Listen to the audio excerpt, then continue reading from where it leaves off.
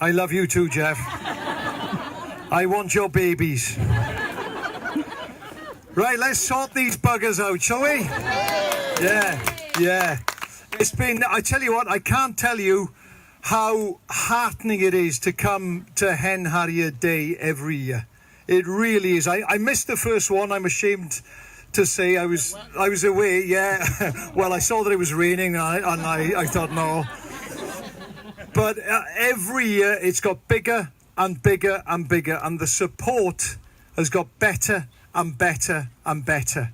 And walking around here, I see people who've travelled probably the best part of 100 miles one way just to show their support. That is absolutely brilliant. Now, yeah, give yourselves a big round of applause.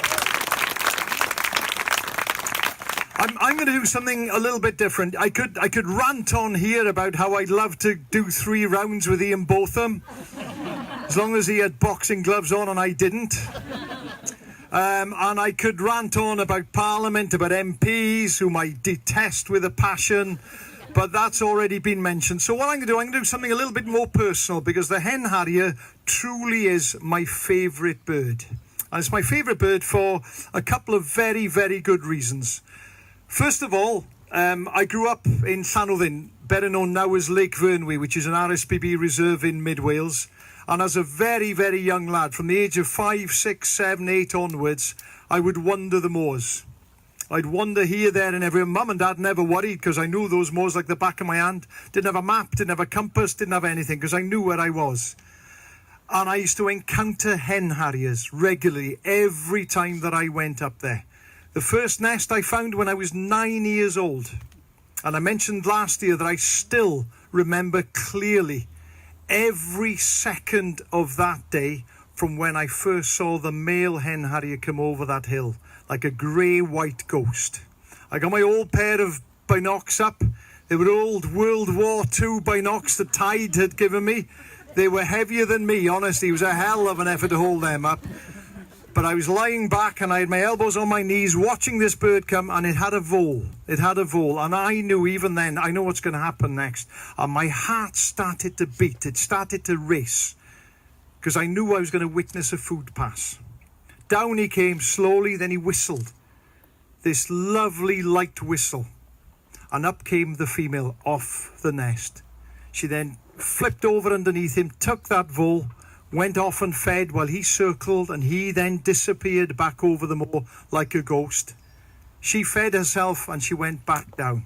Now, I didn't have a licence. I didn't know about licensing then, but I walked over the moors. I put it off quickly, had a look. There were 5 eggs, 5 white eggs in that nest. I ran up the bank to sit down to make sure that she went straight back on, and then I ran off the moor, jumped on my bike, cycled 8 miles back home. That, without a word of a lie, is one of the happiest days of my life. I still remember that day. And spring to me, spring isn't the first swallow, it's not the first cuckoo, it's not dancing grebes. Spring to me is the first day I can go up on those Welsh moors and watch a male hen harrier sky dancing. That's when I know that spring has finally arrived in the Welsh Hills. And if you've never seen a male hen harrier sky dance, is that working? Yes, it is now. If you've never seen a male hen harrier sky dance, honestly, you have missed. You're breaking up. Oh, do you know what? I'll use this one. Is that one working? That's better, that's better. There we go. It's one of the most fantastic things you will ever see. It's like a grey-white Big Dipper. Up and down and up and down and up and down. The male advertising where he's going to establish his territory, attract a mate, where they're going to nest that year. It's a fantastic thing to watch. Now, there are some youngsters here, so I've got to be careful what I say. So I apologise for my language in this next bit. I would love to say that the fact that I am being robbed of my hen harriers by these big estates, the fact that I am being robbed of my hen harriers by the keepers that they employ, I'd love to say that it makes me very, very, very angry. It doesn't. It really pisses me off. It does. It really does. I apologise for my language. Do not repeat that language when you go to school Monday, okay? When you're back in school, whatever you do. And I apologise for that language, but it does. That is how I feel. I am incredibly angry. In Wales, the history of the Hen Harrier in Wales is nowhere near as bad as elsewhere. It was. They were hunted to extinction in Wales in 1912. They returned in 1957. Numbers built up slowly. We had between 25 and 30 pairs every year. 10 years ago, numbers increased again. We were up to 60 pairs in Wales. That's brilliant. That's brilliant, but it should have been double that at least. 60 pairs. Numbers have now gone back down to between 40 and 45 pairs. Why? Well, because we know two things now. Actually, we know initially that in winter the Welsh birds move off the Welsh moors. They generally go south and east, southeast of England, sometimes even France, Spain, Portugal. But we also know that some of our Welsh birds go onto the Bowland moors and go onto the moors of South Scotland. There, because they roost communally, 2, 3, 4, 5, 6 pairs will roost in a small area on the floor. The keepers know this. Rather than shoot a pair or shoot one bird from a pair, they can shoot 6 birds. And that is the drain for our Welsh birds. So yes, I am very, very angry.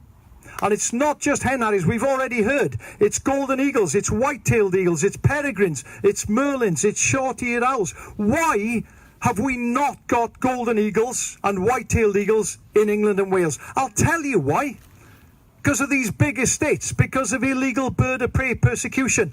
That, pure and simple, is the only reason why we do not have these birds in southern Britain. We should. And these are not just ordinary birds. These are icons. These are iconic birds of prey.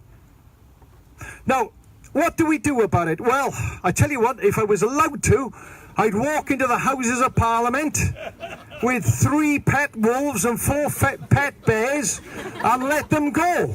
Reintroduce them in there and sort them out. Then the House of Lords.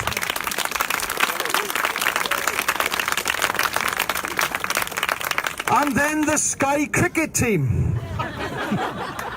Unfortunately, the law says I'm not allowed to do that. I'm not quite sure. I did apply for a licence, but they wouldn't give it. We are fighting the odds here. We genuinely are. And as Mark said, I honestly, from the bottom of my heart, I'm sure we will win. If I didn't, I wouldn't be here. We will win.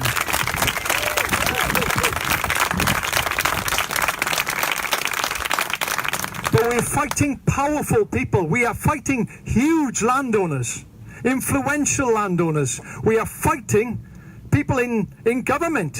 We really are. People in the House of Lords. We're fighting multinational companies. That's who we are fighting. So it's not going to be easy. Now, what do we do about it? What can we seriously do about it? We can hold Hen Harrier Day, which is brilliant. One problem with this is that we are speaking to the converted here. I can make TV programs. If the BBC would allow me, I would go and make programs about illegal persecution of birds of prey. But I tell you one thing we can do is we need to speak to those who are not converted. We need to speak to the 90% of people who probably have never heard about hen harriers, and if they have, they certainly don't care enough to turn out today. And I'm going to speak to the RSPB now. I'm a massive fan. I've been a member since I was 5 years old. I worked for the Society for 15 years. I did think I would tell you some tales about some of the things I saw. 3 hen harrier chicks kicked to death. Not a single large bone left intact in one of their bodies. I was going to tell you about these tales, but that's already been spoken about. The RSPB, I tell you what I would like to see done.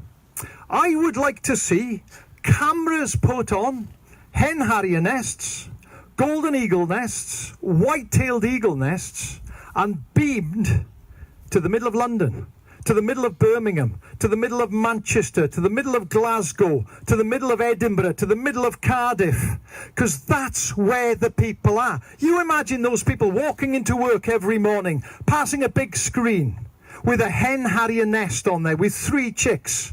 They get to name those chicks.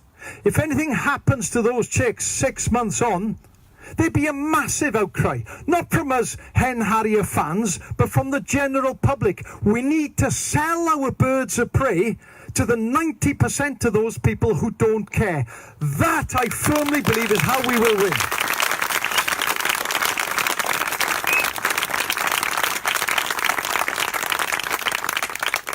And there's one other thing. I'll finish. I don't want to go on too long. There have been a lot of speakers here, a lot of excellent speakers. I'll finish with one other thing we can all do.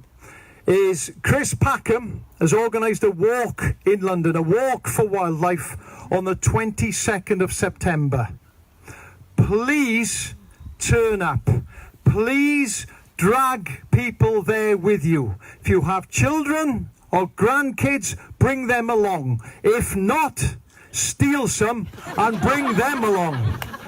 We honestly need, this may well be the best chance we have in a generation to tell this useless government that we actually care about our wildlife, that we love our wildlife. You think of the impact if we can possibly get 100,000 people to London on the 22nd of September. We bring the middle of London to a standstill.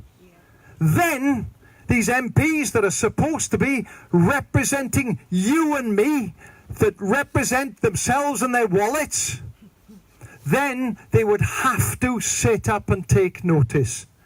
So diolch yn fawr. Thank you so much for coming here. A lot of you campaign in other ways, I know. Thank you for that.